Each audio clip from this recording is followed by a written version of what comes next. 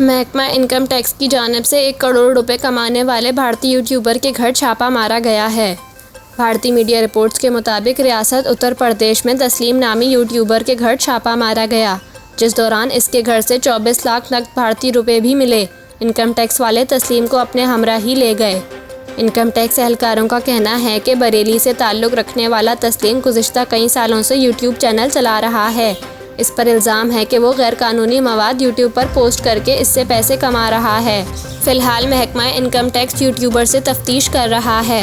दूसरी जानिब तस्लीम के ख़ानदान ने इस इल्ज़ाम की तरदीद करते हुए कहा कि तस्लीम का तमाम पैसा जायज़ है जो इसे यूट्यूब पर मवाद पोस्ट करके मिलता है।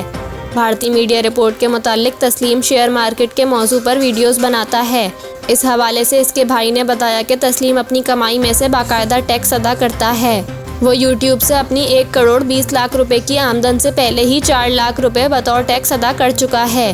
तस्लीम के भाई फिरोज़ ने इस छापे को एक साजिश करार देते हुए कहा कि मेरा भाई कोई गैर कानूनी काम नहीं कर रहा, वो अपनी वीडियोस बनाता है जिससे हमारी अच्छी आमदनी हो जाती है।